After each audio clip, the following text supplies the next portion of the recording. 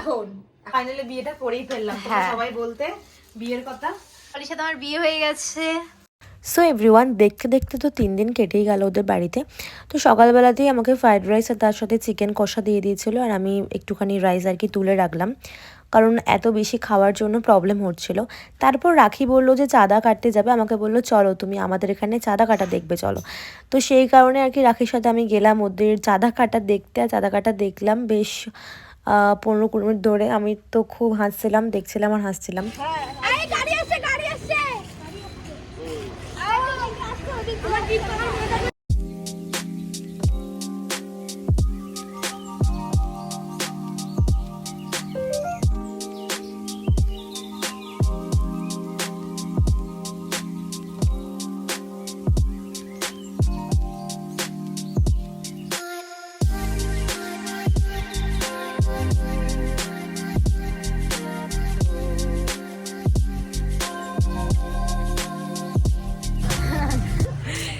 রাখিরা চাঁদা তোলো না? না, আর আগের বার দুধ বিকি শুধু বিকেল বেলা দাঁড়িয়ে আমি তোমার ব্লগে দেখেছি অনেকবার যে তুমি চাঁদা তুলছো। তুমি আমাদের চাঁদা দিতে হবে, না দিলে চলবে না। মজা হয় বলো? হ্যাঁ, আর বাচ্চা কাচ্চা সব না, দেখো না সব আমাদের বাড়ি, সব যা হবে রাখি, যা হবে রাখি। তো এদিকে চাঁদা ফাদা কেটে এসে রাখি অনেক জামা কাপড় কাচ্ছিল, আর আমি এখানে ওর সাথে বসে বসে গল্প করছিলাম। ওকে বললাম জামা কাপড়গুলো শুকোতে দিয়ে দিই, বাট ও বললো যে তুমি বসো, তোমাকে করতে হবে না, আমি করছি। আর আমি আজকে আর কি বাড়ি চলে যাব। তো যাই হোক, মাথাটা শ্যাম্পু করে নিয়েছিলাম, কারণ সকালবেলা থেকেই মাথা খুব ব্যথা করছে। অলরেডি আজকে প্রদীপ তখন বেরিয়েও পড়েছিল আর কি। আমি ডলিকে সিঁদুর পরিয়ে দিয়েছি, ডলির সাথে আমার বিয়ে হয়ে গেছে। ফাইনালি বিয়েটা করেই ফেললাম। সবাই বলতে বিয়ের কথা। আর এই হচ্ছে রাখির গোল্ডেন প্লে বাটন। আমি ভুলে গেছিলাম দেখতে।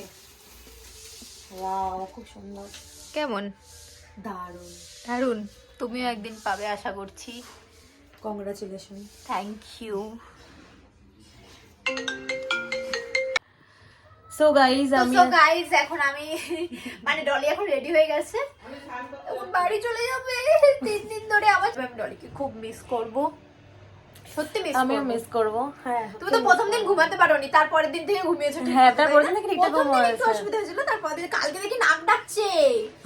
সত্যি না মানে নিঃশ্বাসটা একটু জোরে জোরে নিচ্ছে, মানে কালকে ও মনে হয় অতটা জাগে না কখন, মানে তুমি বাড়িতে থাকলে ঠিক আছে, কিন্তু জার্নিং করে এসে ফট করে এত রাতে, মানে আমি এরকম, মানে আমাদের তো আমি বলেছি আমার সেরকম ভাবে কোনো ফ্রেন্ড নেই, তো প্রথমবার এরকম গেলাম, ভালোই লাগলো, খুব মজা হয়েছে। এরকম ভাবে এই এক্সপিরিয়েন্সটা ছিল না, এই হলো। তাই রাকিকে বলেছি যখন যা হবে আমাকে খবর দেবে, আমি চলে আসবো। কোথাও গেলে অবশ্যই বলবো। আর টাকা জমাও। দেখি যদি টাকা জমাতে পারি তাহলে এক জায়গায় যাবো, কোথায় যাবো কারো বলা যাবে না, এখন বলবা না। হ্যাঁ, এখন বলবা না আমরা কোথায় যাবো, যদি টাকা জমাতে পারি। তো তুমি নিজেকে সারা ভরসা রেখে আমাকে কালো করে। তো এখন ডলি খাওয়া দাওয়া করবে, তারপরে চলে যাবে। আর আমি বলেছিলাম মানে ওর যেতে যেতে রাত হয়ে যাবে, সত্যি তোমার সন্ধ্যা হয়ে যাবে যেতে যেতে। আমি বাড়ি যাবো, এই যে ব্যাগপত্র সব গোছানো হয়ে গেছে। রাকির সাথে অনেকদিন পর দেখা হয়েছিল, আবার এবার বাড়ি গিয়ে আবার যেরকম ছিলাম সেরকম হয়ে যাবো। তো চলো গাইস, ব্লগটা দেখতে থাকো। তো গাইস, প্রদীপ প্রায় চলে এসছে। ও ফোন করে বললো নিমতলার কাছে চলে এসছে। নিমতলা থেকে রাখিতে বাড়িতে আসতে সময় লাগে মাত্র 10 থেকে 12 মিনিট মতন। তো যাই হোক, ও আসছে, আসুক, তারপর খেয়ে দিয়ে বেরিয়ে যাবো। এখনও খাওয়া হয়নি, খেয়ে দিয়ে বেরিয়ে যাবো। তো চলো ব্লগটা দেখতে থাকো। লাঞ্চে ছিল হচ্ছে ভাত, মাংস আর তার সাথে আলু ভাজা, অনেক কিছু দিয়েছিল, বাট আমি বললাম যে আমাকে কিচ্ছু দিও না, আলু ভাজার সাথে 1 পিস মাংস দাও, কারণ আমার আর ভালো লাগছিল না, মানে খেতে শরীরটা অসুস্থ লাগছিল। আর দেখতে পাচ্ছ ফাইনালি প্রদীপ আমাকে নিতে চলে এসেছে। আর রাখির জন্য একটা গিফট আমি অর্ডার দিয়েছিলাম, সেটা আমি আনতে ভুলে গেছিলাম। এটা আমি রাখির জন্য সারপ্রাইজ প্ল্যান করেছিলাম, কিন্তু সারপ্রাইজটা আমার ওকে আগে বলাই হয়নি। হ্যাঁ, কারণ সারপ্রাইজটা আনতে ভুলে গেছিল, বাট আমি জানতাম না ও নিয়ে আসবে। আমার সারপ্রাইজ।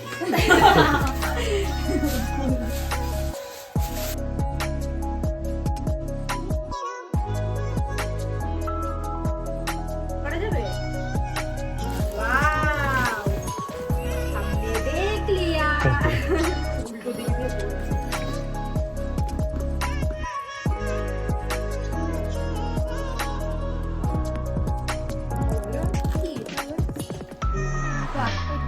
পাশে এখানে ওয়াও থ্যাংক ইউ। আমি খুব পছন্দ করি সাজানোর জিনিসপত্র দিলে, রুম সাজানো, ওই জন্য তো দিয়েছি।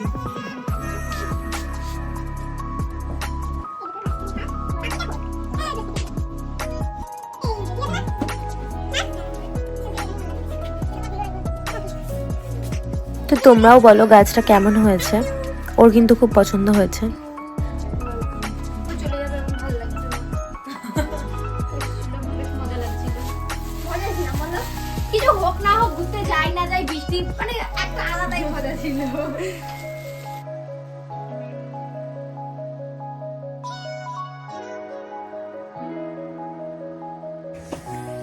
ডলি চলে যাচ্ছে, আমার ভালো লাগছে না।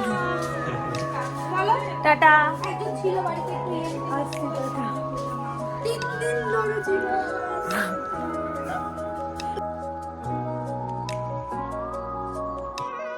टाटा, फिर मिलते हैं।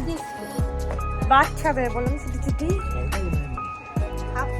আমাদের ওই হোলি চালের মতো, সিসি কানিকের মতো। টাটা।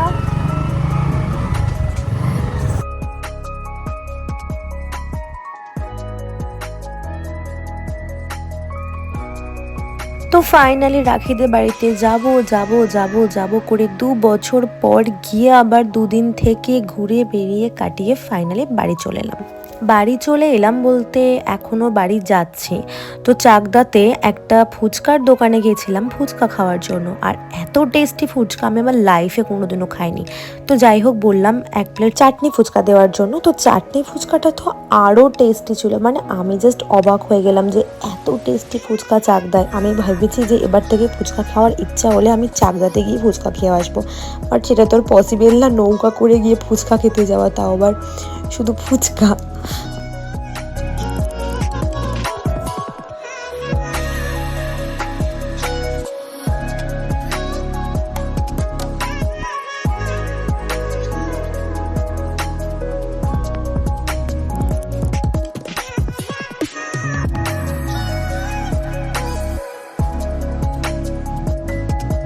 সন্ধ্যা নেমে গেছিলো আর আমরা তখন লঞ্চে ছিলাম। তো লঞ্চে মোবাইলের টর্চ আর কি জ্বালাতে বারণ করছিল ওরা, তো সেই কারণে আর ওখানে ভিডিওটা কন্টিনিউ করতে পারেনি। দেখতে পাচ্ছ গঙ্গার মাঝখানে প্রায়।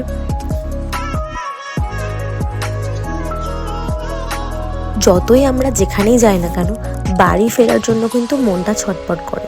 তো ফাইনালি আমি বাড়ি চলে যাচ্ছি, মানে বাড়ি চলে এলাম গাইজ। যখন জিরাট স্টেশনে এলাম তখন মনটা একটু খুব ভালো লাগছিল, কেন জানি না। হ্যালো এভরিওয়ান, তো কালকে এসে আর ভিডিওটা কন্টিনিউ করা হয়নি, কারণ আমি এসে অনলাইনে কাজে ঢুকে গেছিলাম, তারপর আর ভিডিওটা করা হয়নি। যাই হোক আজকে হচ্ছে নেক্সট ডে, মানে কালকে রাখিদের বাড়ি থেকে চলে এসেছি।